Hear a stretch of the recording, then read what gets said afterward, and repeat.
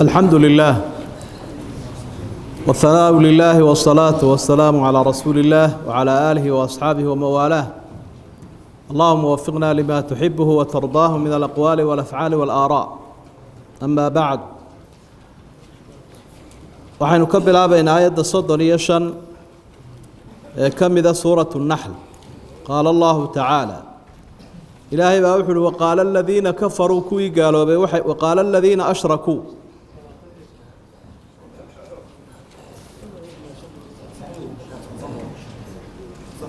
waqaala aladiina kuwii waxay yidhaahdeen ashrakuu shirkiga iyo gaalnimada sameeyey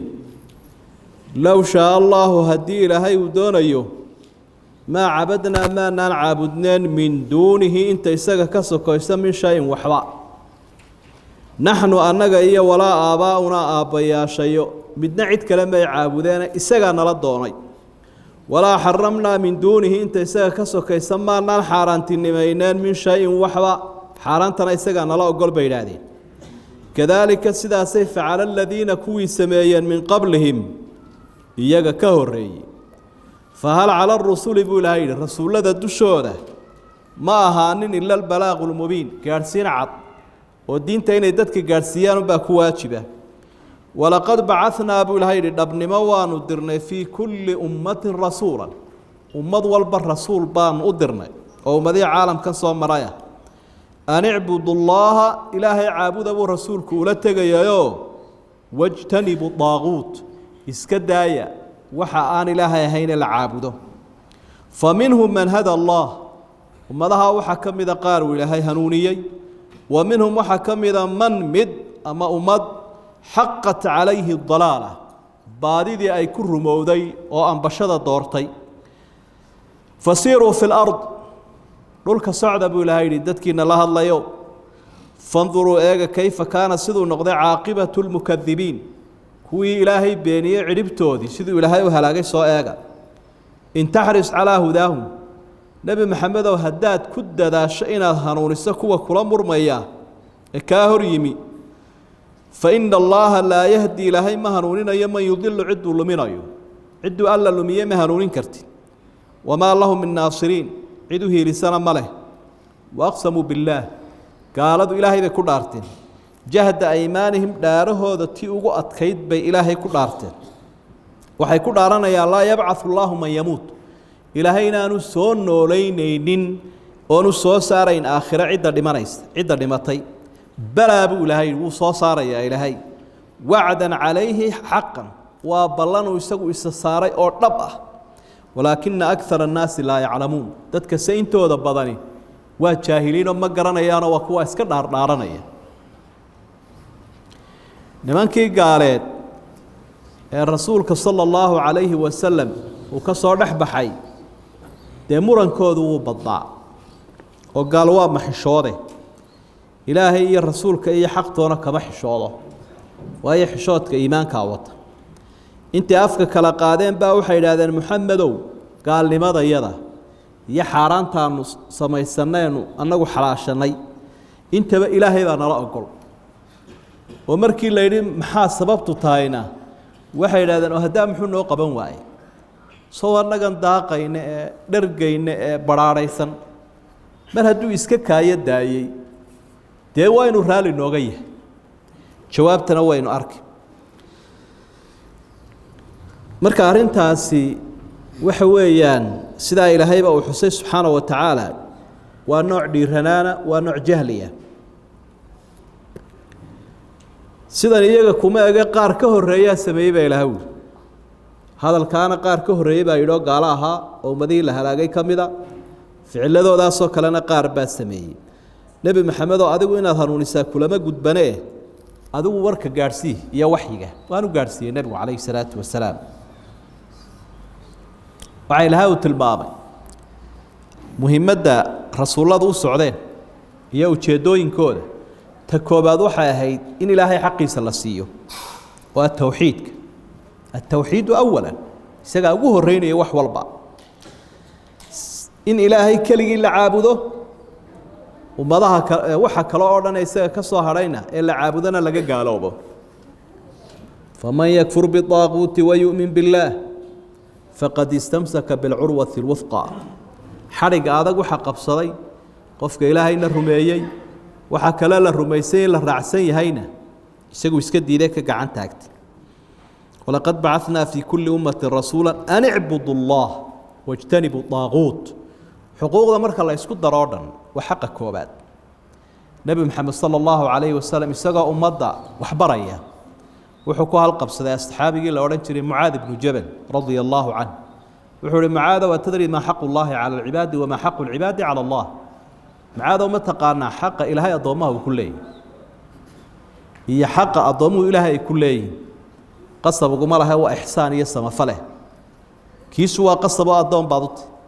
laakiin kaaga uu ku samafalaya ilaa waxba kuma lihido Ilaahay ma qasbi karnaa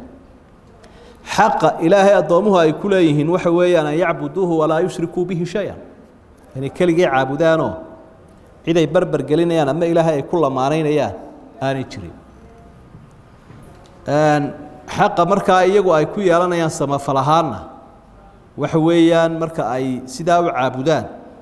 إنه نار تكبد بادي وتشنى ذكي مركا أرنت سوى أرن حساسية لما تابتانا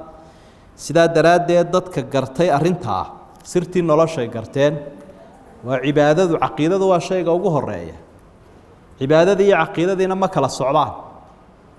kullu mu'minin muslimun wa kullu muslimin mu'minun qof kasto mu'min waa muslimkiina waa mu'min wala wada socda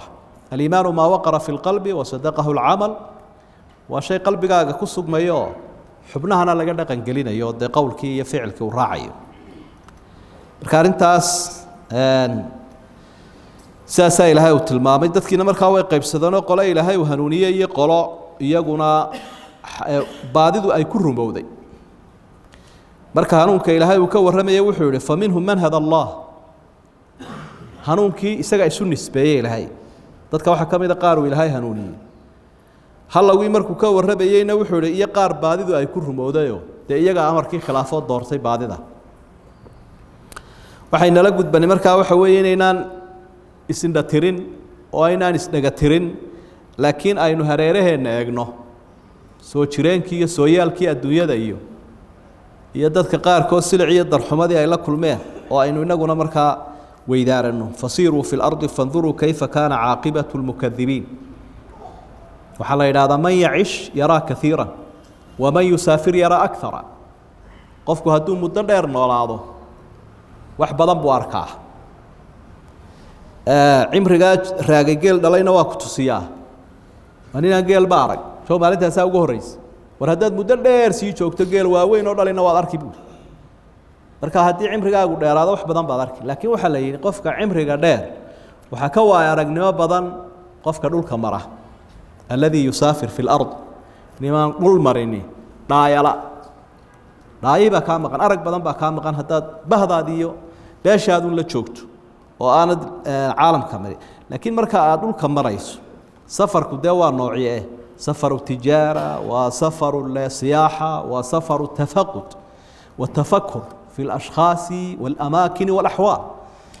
safarka qaarkii waa mid ganacsi midna iska dalxiis oo kan gaaladu de boodboodaan kuwa ma ha safarka la sheegaya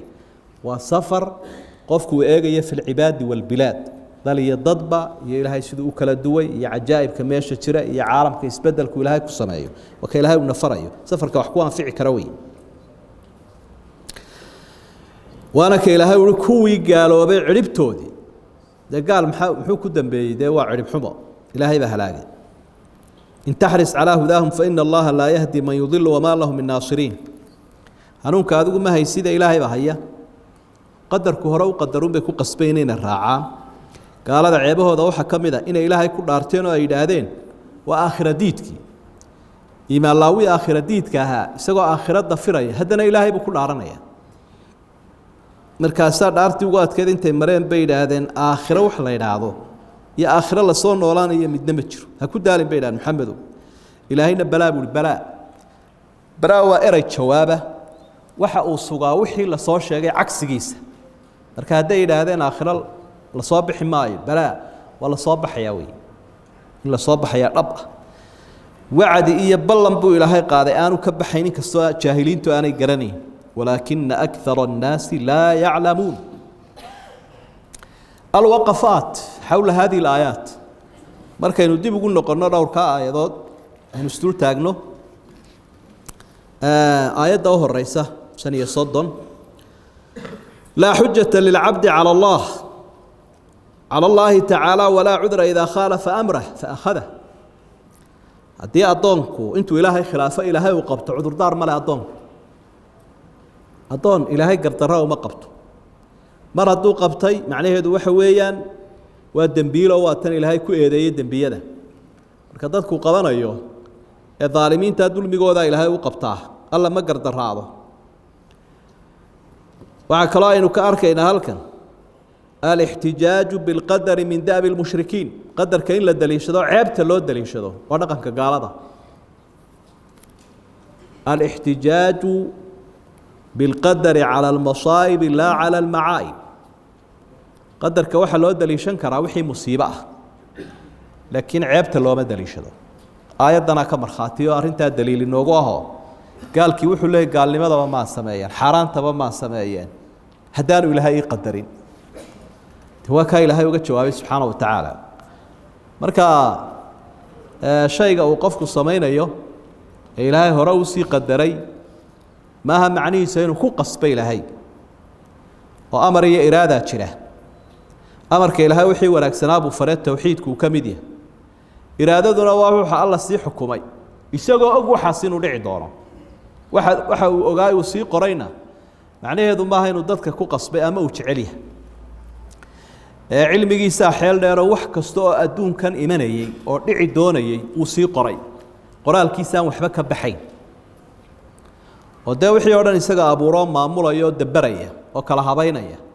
marka wax ka bixi kara cilmigiisa iyo qadarkiisa ma jiro uu sii wada qoray laakiin waxa uu sii qoray buu qaarna jecel yahay oo uu ogol yahay sida iimaanka iyo tawxiidka iyo daacada qaarna uu kaba digayo necab yahay oo gaalnimada ah. walaa yarda liibaadihi alkufr وكره إليكم الكفر والفسوق والعصيان والنعيب لهاي قال لي ماذا قري ودينا سمين دو تاوي قرنت هو قدر كقيبتي شرك لكن هدنا إلهي ما أقلب إذا مركا أرنت وأفرون لبا ودعي كران لبا ما دعي كران حق قدر كإيه مركا لا يجا أمرك الأمر والقدر كل كلا يجا مدوا حويان أمرك إيه قدر كقف كل لبا ضبين وافقه وسيدا قف كمؤمن كاه wixii la amrayna wuu sameeyay oo tawxiid iyo diin iyo cibaado ah wixii loo qadarayna kaasoo ha u waafaqay taasi way dhacaysa. waxa kale oo dhici kara qadarkii oo aan amarkii wadanin waa si uu gaalkani samaynayo oo gaalku wixii uu sameyn doonayay ilaahay uu sii qoray waana ka waafaqay gaalkii oo ma seegi kara oo ilaahay baa sii qoray oo uu ogaaba markaan inuu waxan samaynayo laakiin amarkii uu khilaafay marka qadar buu waafaqay aan amarkii alla wadanin labadaas baa suuragal laakiin labada kale ma suuragalaha. labada kale waxa weeye in qadarkii iyo amarkuba meesha ka baxaan oo qofku uu sameeyo amarkii ilaahayna aanu samaynin qadarkiina aanu waafaqin taasi ma jirto wax qadar ka baxa ma jiro. ka labaadna waxa weeyaan qofku inuu amarkii waafaqo isagoo qadarkii waafaqay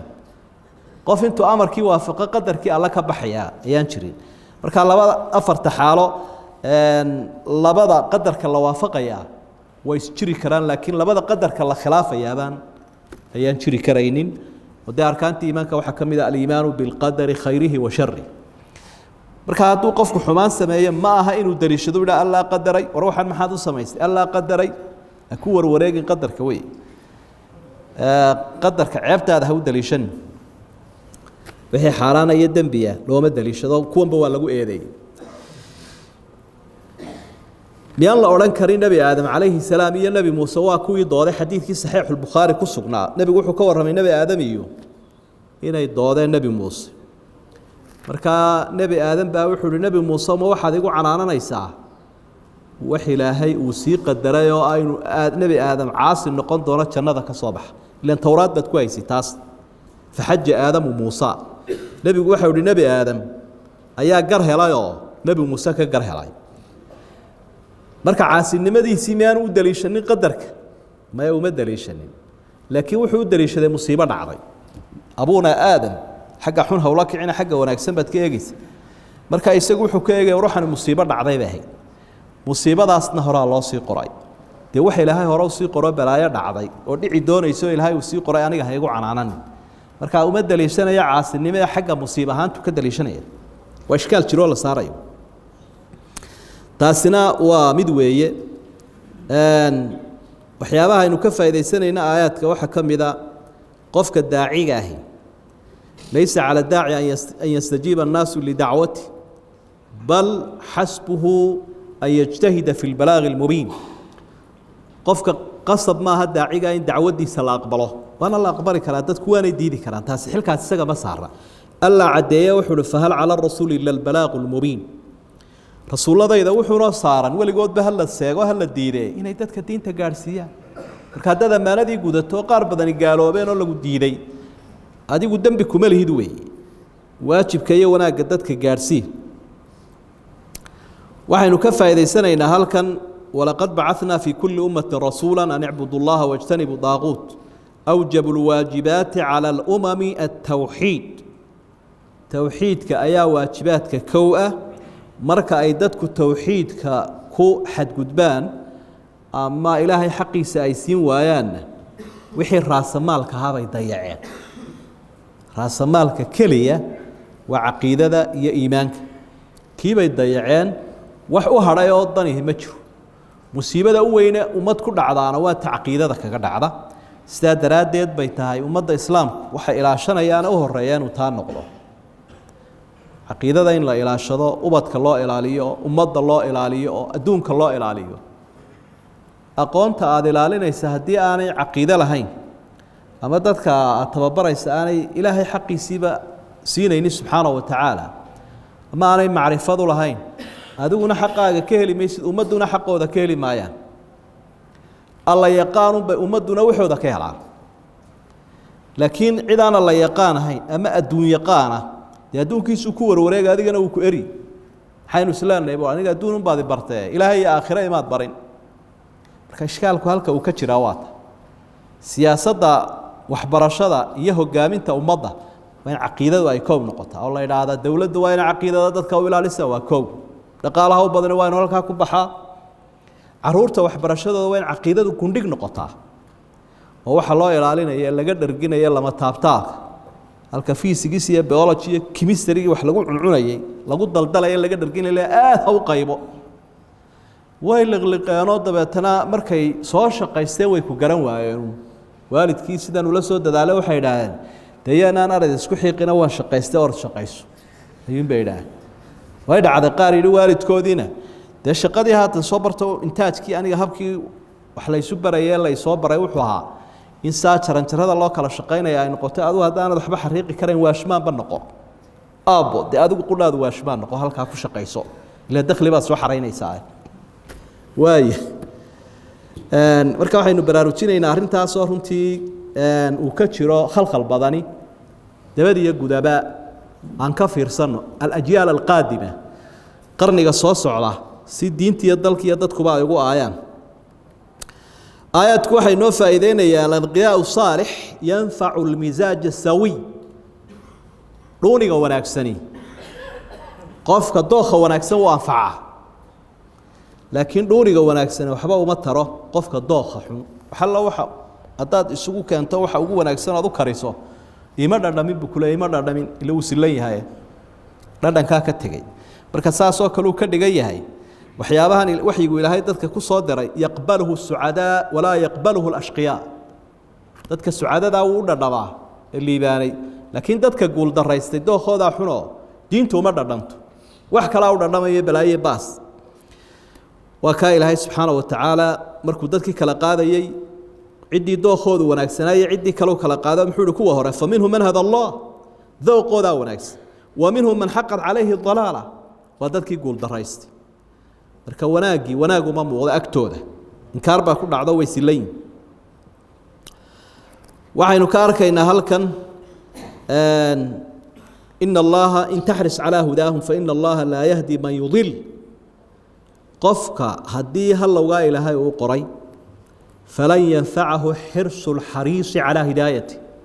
qof kasta oo dadaal ku bixiya hanuunkiisu ma anfacayo nebi maxamed baa adeerkii abu aalib ayuu sidwaaki wanaaga badan ku sameeyay oo abaal gudo waxaad ugu abaal gudana waxa ugu wanaagsan inaad soo hanuuniso culays buu saaray ilaa markay naftu ka baxaysay Abu Talib diintu la daba socday kari waa innaka la tahdi man ahbabta walakin Allah yahdi man yasha marka doorkeenu leenahay buu ilaahayna barayaa kaalinteena waxa iyaduna cajiiba waaqsamu billahi jahda aymanihim waarinta sideedaad ajaban lima yudhiru ta'dhim Allah bil qasam walakin ya'taqid ajz Allah wuxuu ku dhaaranayaa ilaahay haddana waxa aaminsan ilaahay inuu caajis yahay ilaahay wuu ku dhaartay oo dhaartii ugu adkayd buu ku maray waxa cidaad ku dhaaratana de waa cid aad ugu qadarin badanta ayuubaad ku dhaarataa haddana xaqiisa dambe ilaahay wuxuu leeyahay waa caajis oo ma kara inuu soo nooleeyo khalqiga marka halka waxaad ka arkaysaa iimaan la'aantu inay leedahay isweydaar badan qofku isku dhan uma socdo dhaartu waxay sheegaysaa inuu ilaahay awoodiisa rumaysto oo uu qadariyo la shayga ugu caqiido iyo qadarin weyntahay baad ku dhaarataa marka sidaas uu isu khilaafsan yahay mowqifkii kaafirku بعد أركيس رب سبحانه وتعالى وأرنك وأتكي بلى وعدا عليه حقا أنت أسوس راعي بلن كانوا قاضي عيدي كما واجبين دي إساقا إساساري حتى بلن كو إساقو إساساري يدون عيدي ما كو واجبين مياي سورة قلتها إنو كبحو مايا كما بحيو إلا كل كورابع عيدي مصارين إساقا بلن كان قاضي بلن كا إساقا كما بحيو وفلين يا إلهي وينو كسوغينا حسابنا ديار بينونا هاي حسابتنا الله ينوفض ذي والله سبحانه وتعالى أعلم الحمد لله والثناء لله والصلاة والسلام على رسول الله وعلى آله وأصحابه ومن والاه أما بعد وحين نكبر بين آيات الصدنية السقال كم إذا سورة النحل قال الله تعالى إلهي باوحوري ليبين لهم بلا آخرتك إلهي وصوصار يا ليبين لهم سوء عدايا الذي شيء يختلفون فيها يسكدي دنايانا يسكو إدارتين دونك وليعلم يسي أيوغادان الذين كفروا كوي قالوا بأنهم كانوا كاذبين إني بين على يالهاي إنما قولنا للشيء هذا الكيق وحو يهي أو كل يبو لهي مركا عنه شيء دون إنينان إذا أردناه مركا ندونا إنان أبورنه أن نقول له إنان كن لهنا كن أهو فيكون مركا سوهانيا هرمو ساسي إلى فدودي با إلهي والذين هاجروا في الله كو إلهي درادي أصاب ركعي من بعد ما ظلموا انت لغو قردرودي كدب عدو كو قردرودي لنبوئنهم في الدنيا الدنيا دوانو دجينينا حسنة دجين وناكسن ولا أجر الآخرة أكبر أبالك آخرة يا كسي وين وناقو إلهي سيئة الدنيا ده لو كانوا يعلمون هدي قرانا يا كو إيضين يا الذين كوي ويصبروا أتكيستي وعلى ربهم يتوكلون إلهي هذا نوي ترسارتين أرميها يوديبتي وقوة المامها لك وأمان تالي وما أرسلنا من قبلك هذه هرتا ما نندرين با إلهي والنبي محمد إلا رجالا رقم بنديرين نوحي إليهم أنوحيونه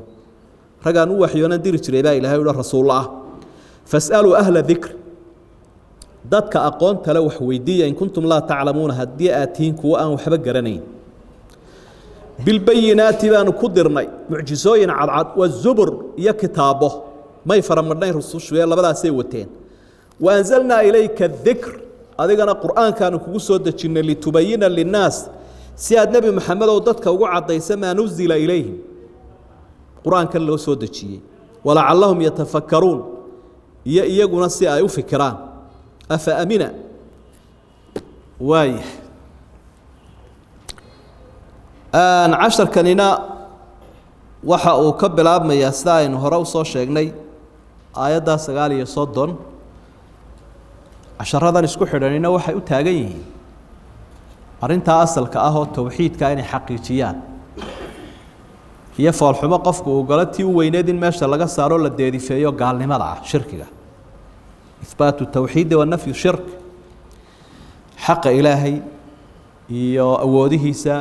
iyo ummadda sidoo ugu cudurdaar dhameeyay waxigu iyo rasuulada uu soo diray intaas kolba dhinac ilaahay uu naga tusaya waa aayad sharciya waa aayad kawniya aayad kitaabka aynu ka akhriyeen aayad caalamka aynu ka akhriyeen intubana waxay u taagan yihiin ilaahay naxariistiisa ballaaran subxaanahu wa tacaala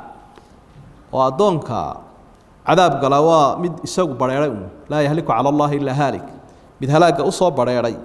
ayuunba halkaa ku dhacaya laakiin dadkii loo cudurdaar dhameeyey caqli iyo cilmi iyo wacdi iyo tusaale wax walba ilaahay isugu dar ila ilaahay wuxuu yidhi maa yafcalu allahu bicadaabikum ilahay muxuu cadaabkiina ku falaya waxba ku fali ma ilahay waxba uma kordhinayo imtixaanunbaa dadka la mariyayoo imtixaankaasina wuxuu u taagan yahay addoomma ma ii tihiinoo ma ogoshiin inaad addoomma ii noqotaan ka yidhaahda haa badbaad ka yidhaahda addoomma kuuma ihin mana ogolin inaanu addoon kuu noqonno waadna qasbaysa ee ilaahay ku gacan saydha dee waxaad ka heshaa unbuu leeyahy waxaan uu hayaa warkuba waa intaa iyo waxaa laynagu addoonsaday liyubayina lahum xagga hore cillo u ti bacdiga iyo soo noolaynta aakhiray diideen gaaladu ilaahayna wuxuu uhi waa ballan aan qaado dadka waan soo noolaynaya muxuu u soo noolaynayaa liyubayina lahum aladii yakhtalifuuna fiih dadku wixii ay isku khilaafsanaayeen si uu ugu caddeeyo see loogu caddaynayaa macnaheedu waxa weeyaan qofkana xaq buu ku sugan yahay kana baatil kani jannuu leeyahy raalli noqosho ilaahay kana naar iyo halaag warkii oo cad iyo abaalkii oo la socda ilaa adduunka waa la isku warwareegayaoo dad badan unbaa iska lahaa anaa xaq ku sugan waar xaq kuma sugnidoo ma haysid mee kuma dhegaysanin halkaasaa lagu kala baxaya kii adduunkan diidanaa inuu baadil ku sugaya ayaantaa wuu ogolaanaya waliyaclama aladiina kafaruu annahum kaanuu kaadibiin maalintaa way ogolaanayaan gaaladu inay beenaalayaa lahaayeen iyagaa qirayaba laakiin waa wakti qiraalku aanu waxba u anfacayn fursaddii baa dhaaftay dadka ka soo hor jeedsaday soo noolaynta aakhiro iyo khalqigan tegay inuu ilaahay soo nooleeyo aakhiro oo dib u abaal mariyo ilaahay baa u jawaabay jawaab aad u cajiiba waxa ilaahay uu tilmaamay wixii rabbi uu qabanayaba inaanay ilaahay dhib ku lahayn innamaa qowlunaa lishayin idaa aradnaahu an naquula lahu kun fayakuun markaan shay iraadeeye buu ilahay aan doono inaan hirgeliyo ama abuur ha noqdo ama wax kasta ha noqdee kun un baan idhaahdaa bayna alkaafi wanuun ilaaha saa wax waliba ugu dhib yar yihiin in la aflagaadeeyo la yidhaahdo ma kartid gaalada qaarna yidhaahdaan ma jirtid qaarna yidhaahdaan ma kartid waa wax jariimad iyo dembi weyn oo aan la dhaafayn saasaa ilaahay ugu jawaabay subxaana wa tacaala wuxuu ammaanay haddaba awliyadiisii ilaahay ka edebsaday ee ammaanta lahaa ee mu'miniinta ahaa macnaheedu waxa weeye dadkii haddii ay qaybi nooca hore ahayd bal kuwan kale eega si kale haddaad u dhigto kuwa horena iska ilaali kuwan dambe ilaahay ammaanayna raaca kuwa hore ilaahay baa u cadhooday ha ku dayani dadkan iyagu bixiyey bikulli nafsin wa nafiis naf iyo maalba ku dayo kuwaasuu ilaahay ammaanu raalli ka yahay waanu ammaanay abaalkoodiina waa ula diyaar waxay bixiyeen dalkoodii iyo dunyadoodii iyo dadkoodii intaba ilaahay daraaddii bay uga tegeen waa asxaabtii nebi moxamed sala allahu calayhi wasalam ee ka soo hijrooday maka dalkoodii way ka tegeen ay ku dhasheen dunyadoodiina way ka dhaqaajiyeen dadkoodiina way ka siibteen intii raaci weyday intaa maxay doonayaan adigaa ilaahay kuu sheegay fi illaah waaladiina haajaruu fi illaah maaha fii sabiili lfuluus adduun may raadinaynin laakiin alla daraaddii ba hijradooda hijrada adduunkaa iska badanoo qofba waxbuu doonaa xadiidkii saxiixu lbukhaari u horreeyey maxaa nebigu yihi calayhi salaatu wasalaam ya ha dadka dee hijradoodu inay kala duwan tahay buu nebigu tilmaamaya calayhi salaatu wasalaam qofka ilaahay yar rasuulka daraaddii u hijrooday fa hijratu ilaa maa haajara ileyh ka gabadhu iyo adduunye u hijrooday iyo isxambaarna iyo doolarna fa hijratu ilaa maa haajara ileyh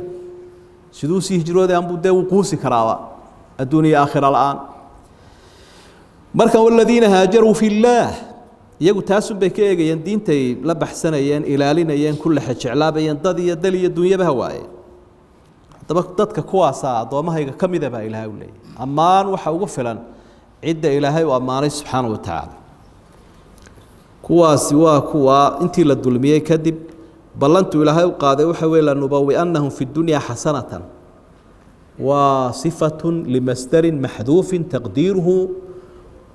تبوئة حسنة لنبوئنهم تبوئة حسنة هدي لا سوق خيو لا بركعيي أنا waxaan la diyaarahay baa Ilaahay wadi dib u daji wanaagsan in aan u sameeyo dib u daji wanaagsan waa ballan leh taasi waa tii adduunyada wala ajrul aakhirati akbar abaalkii aakhiro oo jannada ka sii wanaagsan asxaabtu si cajiib ay u dabiqi jireen aayadaha Umar ibn Khattab Allah ka raali noqdo muhaajiriinta laga soo barakiciyay dalkoodii iyo dadkoodii bay reer Maka marka oo fay iyo qaniimada iyo wixii ay xaq u lahaayeen siinayo aayadan waa akhri jiray marka wuxuu oran jiray Allah ku barakeeyo inta aad heshay waa tan calafkaagi ki aakhirana uu ku dambeeyay Allah ku aqbalo saasuu isu waafajinaya ficilka iyo wixii isu waafajinaya macnaheedu aayada ballankii Ilaahay uu ku qaaday ee had dib u daji wanaagsan inuu Ilaahay kugu sameeyo wuu ku fuliyo waa kana Allah ku barakeeyo ki aakhirana Allah ku hirgeliyo ayuu leeyahay wala ajrul aakhirati akbar law kaanu ya'lamuun wa kuwa sabra Ilaahay tala saartay subhanahu wa ta'ala waxa Ilaahay uu u jawaabay gaaladii mar kale waxa shubhad iyo baadil kale laga aamusay Ilaahay wuxuu ina barayaa wixii xun iyo wixii baadila iyo shirkiyaadka iyo gaalnimada in laga jawaabo oo dadka loo cadeeyo hadii kale dad ba iska liqaya dad baa oranaya khabiir hebel wuxuu sheegay waa sax idaacad hebel waxay sheegtay waa sax waa meeshii sunta laga baahinayo kuleeyay waa sax marka hadii cid ka dejisa aan la helin waxa lagu raray iska xambaaranaya ama iska liqaya saas ku tagaya marka quraanku wuxuu na barayaa shubahaadka gaalada in laga jawaabo oo la suuliyo saasuha rasuulkuna sallallahu alayhi wasallam gaaladu waxay oran jireen hadduu Ilaahay rasuul soo diray kama dhigan bani aadam wax cunaya oo wax cabayo aad yar iska lugaynaya laakiin khalqi nooc kale abu ka dhigi lahaa sida malaa'igto kale markaas Ilaahay jahligooda isagoo muujinaya wuxuu wama arsalna min qablika illa rijalan nuuhi ilayhim fas'alu ahla dhikri in kuntum la ta'lamun rasuuladan soo diri jiray rag un bay haayeen laakiin rag wax dheer oo waxyi wata oo kutubta lagu soo dajiyay haddii carabay noqoteen kuwa aan kitaab haynin oo jaahiliinana dadka aqoonta la weydiiya baa Ilaahay ee rasuuladii hore ku abtirsanay ee kutubta loo soo dajiyay ee Tawraad iyo Injiil haya culamadii reer Banu Israa'iil weydiiya kuwooda cadaalad leh ee xaq ka marxaati kacaya kuwa dhaalimiinta wax qarinaya iyagu runta sheegi maayaan rasuuladani markay imanayeen waxay u socdeen sidii ay dadka u qancin lahaayeen baa Ilaahay ku soo tababarayo bil bayinati wa zubur ana halka hore la socotaa wama arsalna min qablika illa rijalan nuuhi ilayhim bil bayinati wa zubur waxaan ku soo diray bayinati iyo zubur bayinatkuna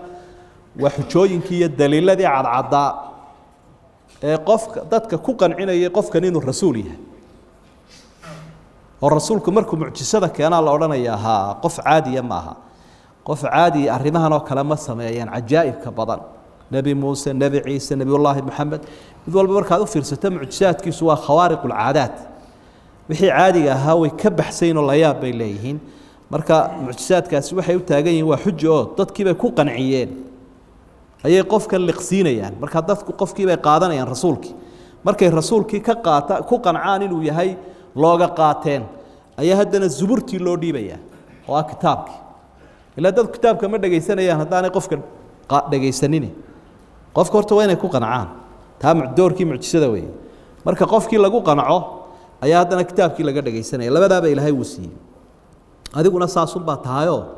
rasuul bashara baa tahay oo loo waxyooday quraankana Ilaahay ku waxyooday waxana lagugu waxyooday inaad dadka u fasirto kan loogu talagalay iyaga loo soo dajiyay iyaguna kadib ay ka fikiraan Ilaahay kitaabkiisii keen adigana ku cadee adiguna dadka gaarsiisay iyaguna waa inay ka fikiraan waxa loo siiyay inay iska dhundhunkadaan iska barakaystaan ee xaqiiyo fidaha ku akhriyaan ma sidaynu sameeyno wala barakaysanaya ha waa sax laakiin kitaabku waa kitaabkii dadka hagi lahaa waxa lagu bayaaminayaa dadka noloshoodu saxaya meel walba meel aanu noloshooda saxaynin ma jiro in hada alquraan yahdi lillati hiya aqwa arrin kasta oo toosni badan buu ku dhiibaya dhankaad u dhaqaaqdaba marka wala allahum yatafakkarun iyo si ay uga fikiraan markaynu dib ugu noqono taamulaadkaas iyo aayaadka tawjiihaadka ay bixinayaan waxa Ilaahay uu tilmaamay dadkaas awliyadiisa markuu soo amaanay isbarbardhiga ilaahay isbarbardhiga waxna waynu ka soo ishaarnay waa tadxiya qofka tadxiya bixiya tadxiyadu waxa weeye waa nafti huranimada qofka waxa agtiisa qaali ku ahura ayaa hela waxa qaaliga ana haweenaanta caynka ku jirta hadii aad doonayso wax weyn hor laakiin haddaad tidhaahdo anigu waxa qaaligaa waan iska haysanaya wax qaaligana waan doonaya dee dadka wax iibiyaaba ma ogolaadaan marka haddaad suuqa gashaad tidhaahdo nimayo intood ku wareegta dadkaa wax iibiya alaabta ugu wanaagsanna isiiya sicirka ugu jabanna igu siiya maxay ku odhanayaan isqaban mayse iska tag bay ku leeyihin adigaaba arkaya waxa alaabta ku qoranba nebigu wuxuu alaa ina silcata allaahi qaaliya alaa ina silcata allahi hiya aljanna wardad yahow alaabta ilaahay waa qaali waana janno waxaana lagu helaa wax qaaliga la bixiyo waa dadkaasuu ilaahay ammaanay waladiina haajaruu fi llaah min bacdi maa dulimuu lanubawi'annahum fi dunyaa xasana ila aakhir alaayaat tababarkaasuu waxyigu ina siinayaa si kale haddaad u dhigto man taraka shay-an liajli illaahi cawadahu allaahu khayran minh qofka shay ilaahay daraaddii uga taga ilaahayna wuxuu ugu bedelaa wax ka fiican shay haddaad alla daraaddii uga tagto shay aad jeceshay baad ilaahay daraaddii uga tagtay xaaraan baad ilaahay daraaddii uga tagtay wax cajiiba buu ilaahay ku siiyaa ka weyn nebiyullaahi ibraahim markiisii dalkiisii laga soo eriyey dadkiisii laga eriyey dee ilaahay wuxuu dejiyey kacbadii suuratu ibraahim aakhirkeeda ka qiimaha ay leedahay dad wanaagsanna wuu siiyey ambiyu ayaa ka farcamay dal wanaagsanna ilaahay wuu siiyey nebiyullaahi maxamed sala allahu calayhi wasalam kolkii ay tolkii eriyeen dee dad kor u qaadaya oo cisaynaya oo soo dhoweynaya reer madiinaha baa ilaahay ugu bedelay idan markaa waxaad halkaa ku dadaalaysaa inaad ilaahay u raalli geliso subxaanahu wa tacaala si aad u hesho waxa qiimaha badan ee aad doonayso waxaynu ka faa'iidaysan karnaa aayaadka saddexaad hanii'an liqowmin i'tamanahum allahu tacaala calaa waxyi wa amara annaasa biاlrujuuci wa su'aalihim dad waxa hambalyo leh oo ammaan leh dadka ilaahay uu ku aaminay waxyigiisii ummaddana uu yidhi iyaga raajaca oo waraysta waa aqoon-yahanka diinta ee ammaanada iyo aqoonta isku dara bal haddii aad cid wax weydiiso oo qofkaasi uu ku yidhaahdo hebel weydii maxaad u fahmaysaa waxaad u fahmaysaa hebelkaa inuu aada u qadarinayo aqoonna kuugu tilmaamay masaladaa ka warran baa ayaad qof weydiisay wuxuu ku yihi hebel weydii wuu ku xawilay macnaheedu waxa weeye hebelkaas inuu yahay hebelna aqoonna leh ammaanana leh cid wax lagu hadlayn karana ilaahay isaga cid walba ugu cilmi badan wa fowqa kulli dii cilmin caliimin haddana dad baa jira uu dadka ku xawilu yidhi waraysta oo iyaga wax weydiiya haadaa yadullu cala altacdiili waataskiya arrintaasi waxay tilmaamaysaa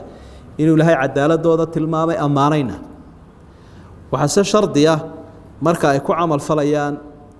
ammaanada iyo aqoonta ilaahay uu siiyey subxaanahu wa tacaala marka dadka ahlulcilmigaa bay aayaddu fadli u fasaluu ahla dikri in kuntum laa taclamuun dadka cilmiga leh wax weydiiya haddii idinku aydaan waxba garanaynin taasina waa arrin aad iyo aada u cajiibo ay tahay in lagu baraarugsanaado qofka nicmadaa ilaahay siiyeyna uu rabbi ugu mahadnaqa subxaana wa tacaala dadkuna u garowsadaan waxaa aynu ka arkaynaa oo kale su-aashu in xaaladaha qaarkood ay waajib tahay oo marka arrin kugu adkaado ama arrimuhu ayiin qaar masiiriya ama qaar caqiida ama qaar diina inaanad iska ijtihaadi karayn ammaanadaa cid aan aqoon u lahayn aanad ula tegayn laakiin inaad ehelkeeda ula tagto oo aada su-aashaa waa waajib halka su-aalaha qaarkood la diiday marka su-aasha ah su-aalu listifsaari walisticlaam qofku markuu cilmi doonayo wax fasiranayo waa la ogolyo waa kan ilaahay faray laa tas'aluu can ashyaana waynu soo maray dadka qaarkood inuu ilaahay u diiday inay nebi maxamed wax weydiiyaan marka waa su-aasha iyaduna madaxadayga iyo dhoola tusadka iyo edab darada ku jirto saasaa markaa nusuusta loogu wada camal falaya la isu waafajinaya waxaynu arkaynaa الrijaalu aqdaru min الnisaa bicabaa'i nubuwa rag way uga awood badan yihiin ammaanadan xambaarkeeda dumarka raggana ilaahay baa abuuray dumarkana ilaahay baa abuuray isaga ma kala xigaana waa addoomihiisii سيدن بني آدم كرجع وجعليه هنا دمر كوجعلين إلهي معها إلهي أضامه ويسمين من عمل صالحا من ذكر أو أنثى وهو مؤمن فلنحيينه حياة طيبة قف والبنا الله السعادة لبانوها يا با إلهي والرجع دمر با كأنيق إقامة قات ويسمين إلهي كيسا يقارن الشيء والبعيد قاضي كرت marka waad arkaysaa nabiyada waxa lagu hayo iyo culayska saaran iyo dhibka lagu hayo marka dhibkaas inuu u bareeri karo raggu daraadeed ba ilaahay u saaray risaalada iyo nabinimada ragga ee kama axanin dumarka hadaynu inaguba hawl cid u dirayno de hawl walba waxaynu u dirnaa cid ku haboon ka ilaahayna isaga yaqaana adoomiisa la yaclamu man khalaqa wa huwa al-latif al-khabir khalqi wa abura ilaahay uu yaqaana loo tilmaami maayo macnaheeduna maaha qofku haddii aanu ilaahay hawsha u dirin inuu xaqiray maaha ama xumeeye hawlo kale oo muhiim ah isagaba ilaahay u xil saaray oo uu ku aaminay waxaanu ka arkaynaa al-jaahil al-qadir ala ma'rifati al-haqq la yu'daru bi tarki su'al qofku hadduu diinta baran karo baranna waayo waxa loo tixgeliyaa inuu yahay qof bartoo kale ayaa loo xisaabtamaya waa dadku waa caalimun bil ilmi wa caalimun bil quwwa qof cilmiga yaqaana iyo qof cilmigi baran kara marka qofku haduu cilmigi iyo su'aashi iyo wixii baran karo oo cid ehelkeedii uu haysto iska agmaro ilaahay wuxuu aakhira ula xisaabtamaya sida ka aqoonta loo kale ilan gaabis buu noqday isaga gaabi uu isiyaalay uu iska bareero diintii buu iska diido isaga ku dhaqmi waayay marka qofkani jaahil buu ahaa loogu cudur daari maayo aayaadka waxa ilaahay noogu cadeynaya subhanahu wa ta'ala ina sunnaha nabiga laga maarmeyn أحاديث الرسول صلى الله عليه وسلم آيات الدليل تاي إن لو قل رقم يسيد القرآن كلا قل رقم وكله إلهي محيري وأنزلنا إليك ذكر قرآن كيف أنا كوسو ودة جني إلا دون وامحي لتبين للناس سيادتك وعطيس مركا القرآن كيا فسر يا على عطينا يا رسولك صلى الله عليه وسلم مركا أحاديثتي وقرآن كفسروا كعدي ده هدي أن لقادني القرآن كيف أن لقادن بكرجن أقيموا الصلاة ويمك إلهي الصلاة أوجا كورما لتكنيا وإنت أورق عضاد تبا فرلا تبا سنة تنبي فسر عليه الصلاة والسلام بركضتك إلى هذا حديث كأن قدقة أو قرآن كنا كل قرن يساوي هذا الكود أسوح لم يدي قرآن كنا قدقة ولا بقى لك لديك كرينينو إيش كل جن ووحي يجي الله وضع قادنا يو إلى إلهي بقى فسر قرآن كتتك أفسر أصحابنا رضوان الله عليهم وحكى الصوت كذا النبي قال لي منير كسورنا يسدا ما هو واصلا مركي النبي وتجينا أصحابته تابعين تقولون نقولين هذا تابعين أصول التفسير برك الله يجوا تفسير كقرآن كأي أصول شيء سيء هبوك الله فسره قرآن كلا جو فسر هذا كوه رقم كلا بعدنا وين حديث كلا جو فسر قرآن دي كلا وين أقواش أصحابته هذا الذي أصحابته وين قرآن كلا جو فسره حيث إنهم حضروا الرسول وعاصروا التنزيل اللي وحي يقول صوت دقيقة والنبي يقول صوت دقيقة قرآن كقيان يقوب شوقوا هاي انت كدب بقى مركا الله نقول يا اللغة العربية إيه شيء قيبت الدراية الله يقان مركاس لغة معناها فائدينيس مركا تاسناءات بي مهمتي أرنت كلينو آيات كفائدة سنين آيات ده وحوي مركو إلى هاي قرآن كي صوت دقيقة النبي يقول فسري فكر كي علبادنا وين ولا صعلا يفاهمتودي لا دور بيلين يجونا وفرصة نبي يقول عدايي يجن دتكينين محله ولا علهم يتفكرون إن يجونا سي فكران انت أو فكر بهول جليان علبادو انت أو فنبي كسر صار القرآن كأي حديث كنبي أو أي دتشيان أصول الفقه القواعد الفقهية وأصول الحديث مصطلح الحديث علوم القرآن انت أصف فنبي على قد يقول لك صار أخذ مين يو أذيجيه قرآن كي سنة وحي سوق ليا ولعلهم يتفكرون وفكر كي الفكر في الآيات وإعمال الفكر في الآيات الشرعية والآيات الكونية آيات العالم كانوا وينو فكر كانوا كهول قلا آيات شرعي كانوا وينو فكر كانوا كهول قلا وحصاب حي علماء مجتهدين تها فكر كذا ومدة وقفة إذا يمسك حمال كان غضاء علم ميده هو وناقصن كشرح القرآن كأي حديث وإلا برتاي سجنا أي واجب تها القرآن كي حديث كدي لقوا فهميه الله سبحانه وتعالى أعلم الحمد لله والثناء لله والصلاة والسلام على رسول الله وعلى آله وأصحابه ومن والاه أما بعد وآيات أفرتني الشن بين كبل بين سورة الله إلى سورة النحل قال الله تعالى إلهي بأوحر أفأمن ميي كآمن نغذان الذين مكروا سيئات هو الشرقال كحن سميي حمان تصار شرقال أن يخسف الله بهم الأرض إنه إلهي دولك الله شره أو يأتيهم العذاب أما عذاب كي لهي وكغي مادة من حيث لا يشعرون ما لا ندريمين ويسكفلين أو يأخذهم أما إلهي وقبط في تقلبهم يقول إسلام الرقة كتير الدنيا إسلام الرقة وشقي سنة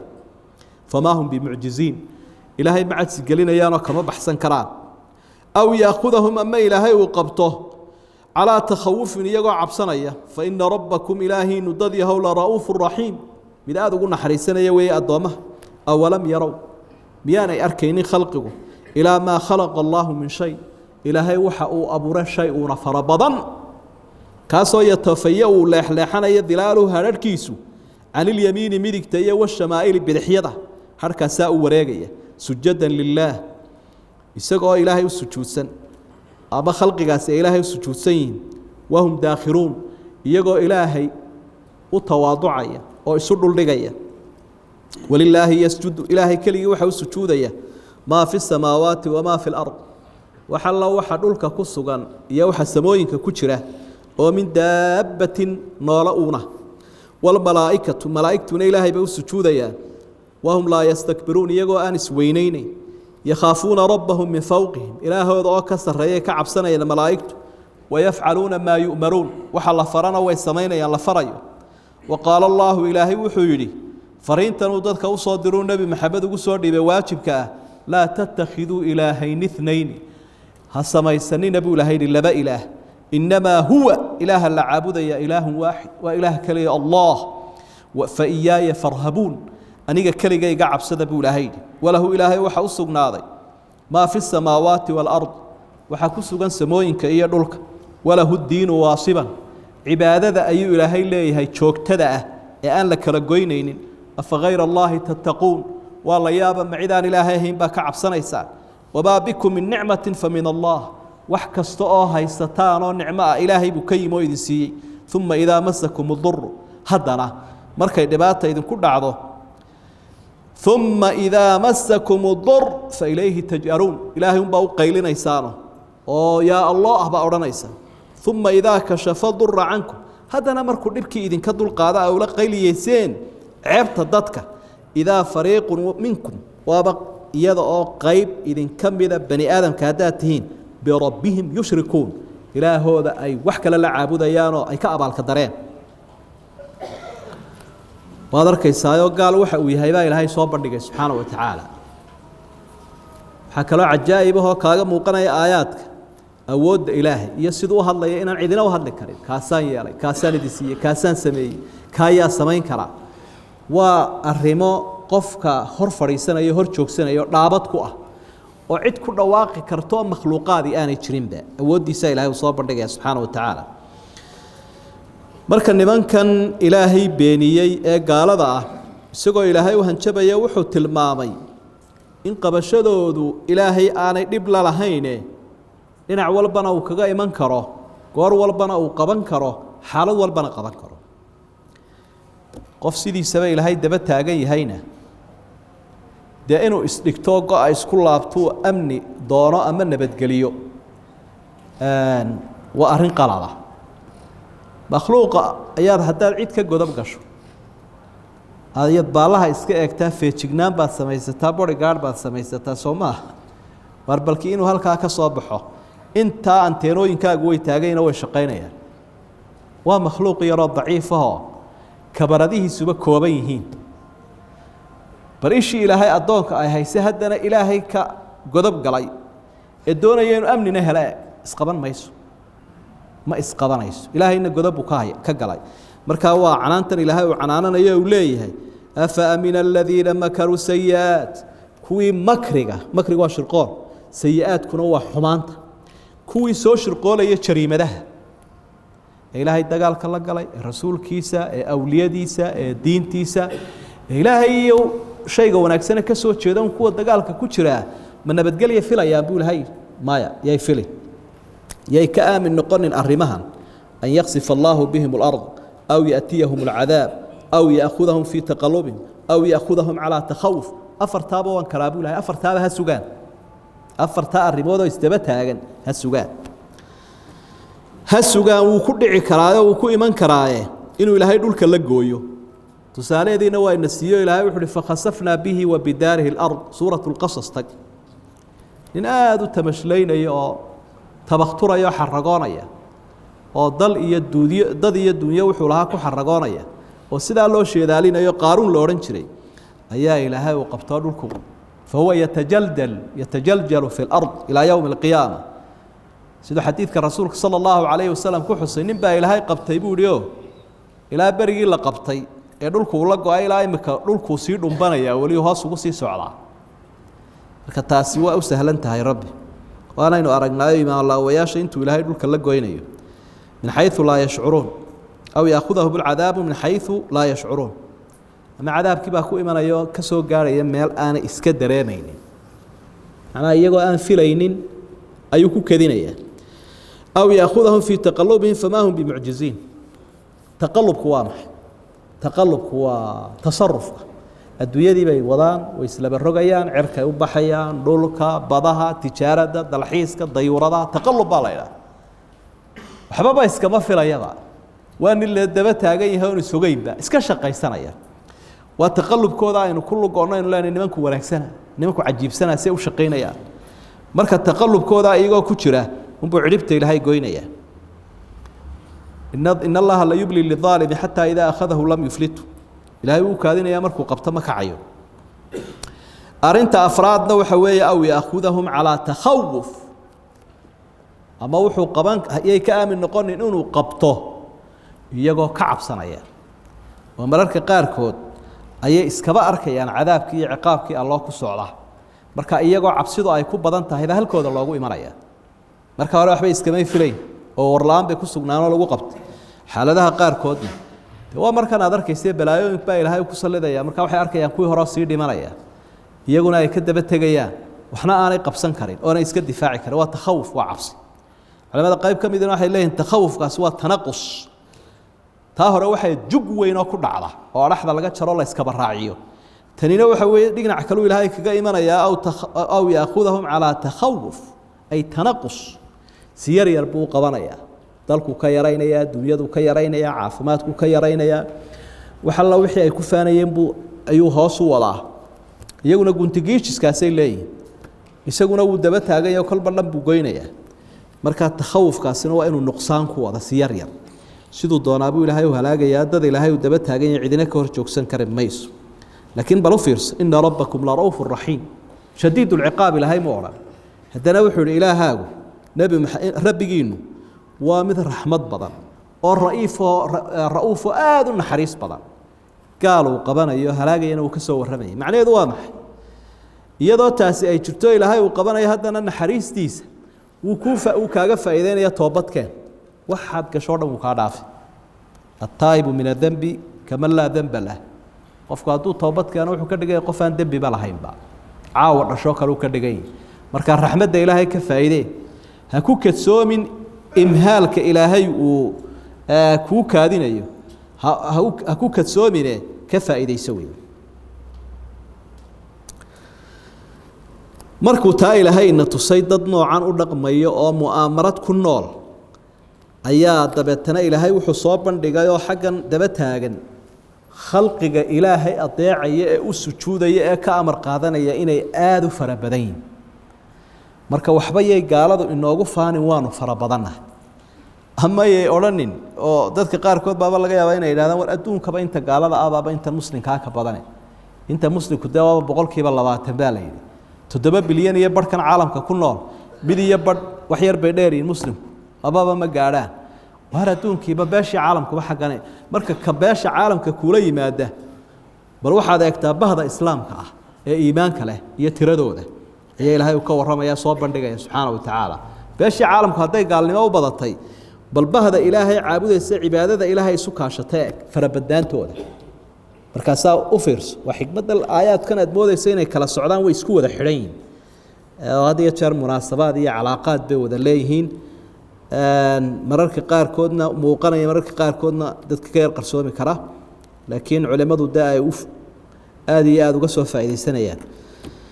كل كسائل هاي وبلاد أولم يروا كوا وحن سمية ميانا أركين عالم كحق وبط ما هي هو إذا أرتينا عالم كأوبر مرين لحقنا لو بدين عبادة الله لو بدين أولم يروا إلى ما خلق الله من شيء يتفيأ ظلاله وحو الشيء تنكير كاسوا تعميم وحو الشيء إلى هاي أبو ريف فرها بضل وحو إلى هاي وح أبو ريف فرها بضل وحا هذا دونك كوار كيسك على نوع وحي لا هي دي ذا يضفر قالوا بالهيا برسنتج كأي نسبة وقال كن نقول كرم مخلوقات كإلهي كن نول عالم كسرية عالم كهوس إنتو نقول كرا ملائكة إلهي ودول ملائكة وسجارة يجي الله حص ومخلوقات كإلهي وقصوا دحقبت يجوا ويفعلون ما يؤمرون نوالي عاصبة ملها عباد بيوتاجين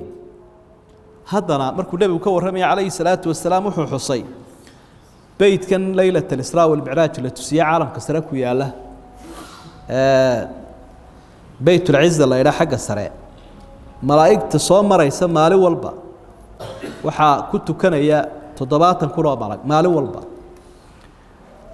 مصو مرة يا مر لبات ولي قود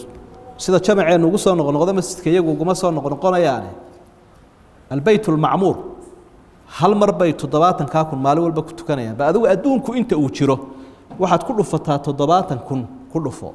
inta ayaamood u yahay halkaas waxa ka soo bixi doona beesha caalamku inay iska harayso iyo galba aduun u bat marka malaa'iktu quran la eego waxa marka ilaahay uu ina baray subhanahu wa ta'ala cidda ilaahay caabudaysa say u fara badanta yatafayyau dhilaluhu an al-yamin wa shamaa'il midigta iyo bidixyaasha ayuu harku leexleexanaya harkii baa sujuudaya khalqigiina waa sujada lillaah harka iyo cidda harka liba ilaahay bay u sujuudayaan wahum daakhiruuna wa khaadi'uun daliiluna lillaah ilaahay ba addoomowi isu miskiininaya oo aanay ku kibraynin khalqigaas oo dhan wasiyaadkay hadana walillaahi yasjudu ma fi samaawaati wa ma fi al-ardi min daabba wa umum daabad kasta oo caalamkan ku nool kasta la oranayo sidoo doonayaba ha u noolaado sidoo doonayaba ha u noolaade wixii ka soo haray waxa ilaahay ka gaaloobay oo dhabi ilaahay buu sujuudsan yahay malaa'iktana si gaar ah ilaahay u qabto way mudayn malaa'is weyneeyaan yakhaafuna rabbahum min fawqi wa yaf'aluna ma yu'marun ilaahay oo ka sareeyay ka cabsanaya aayadu culuwiga ilaahay ay sugaysaa iyo sareyntiisa rabbi subhanahu wa ta'ala yakhaafuna min fawqihim ilaahoodii oo ka sareeyay ka cabsanaya wixii la farana way u taagan yihiin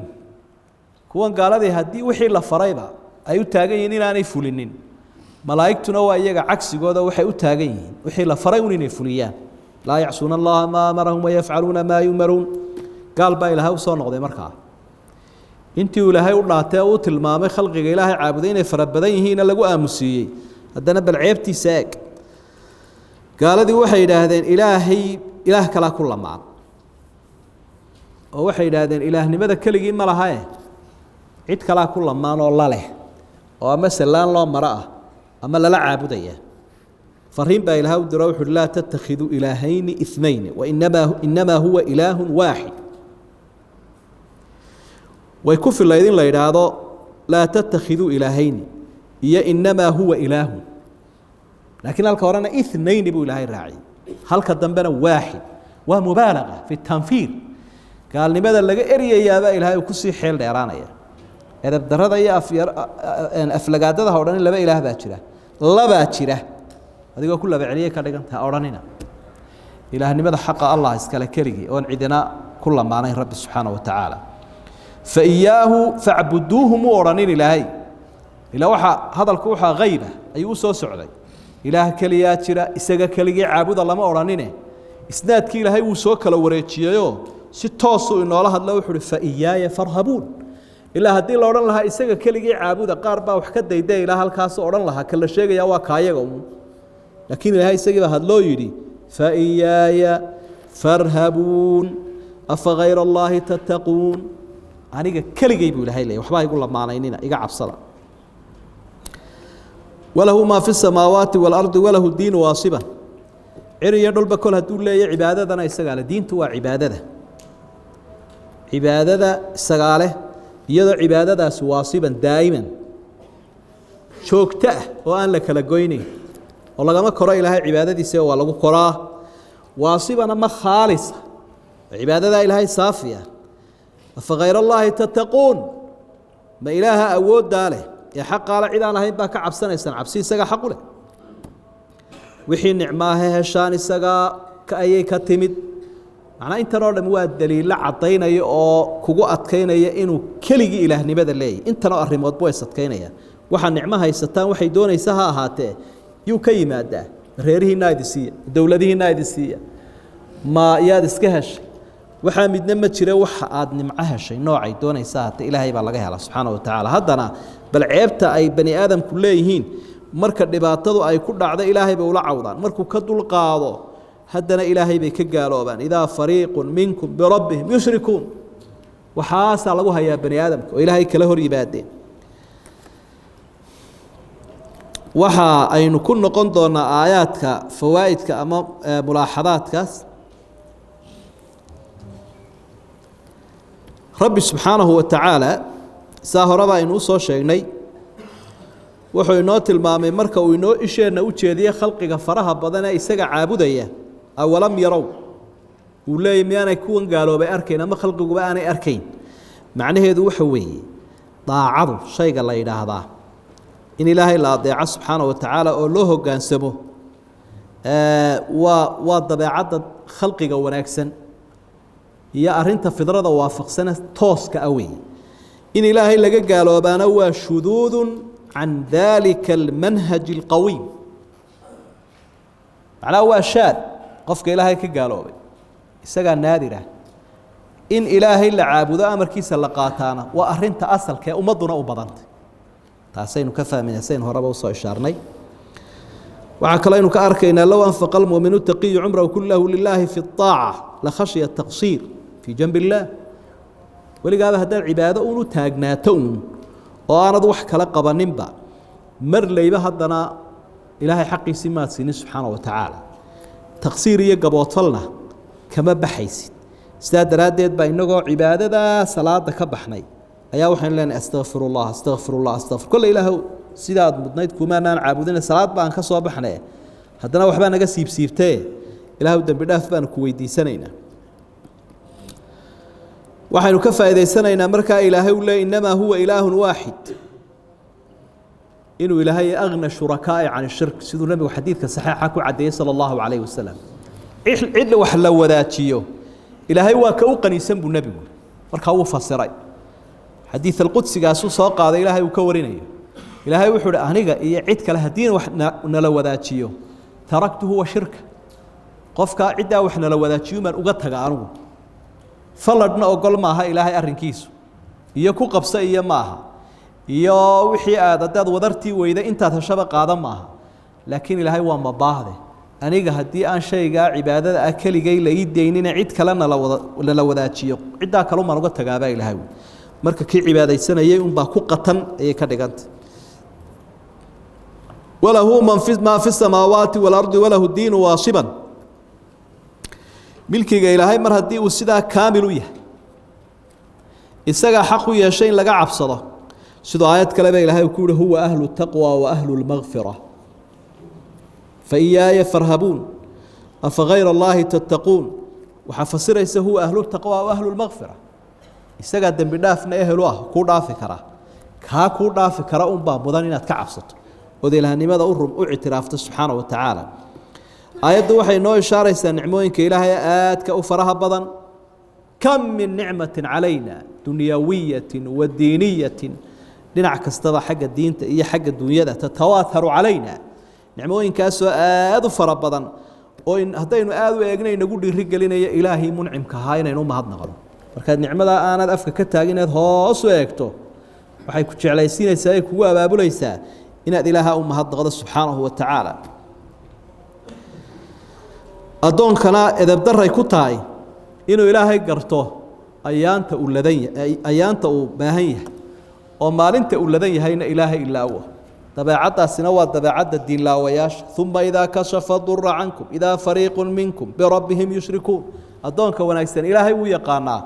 isku sibuu u yaqaanaa maalintuu ladan yahay iyo maalintuu dhiban yahayba laakiin kan abaallaawaha ah ayaantu dhiban yahay ilaahay xusuusta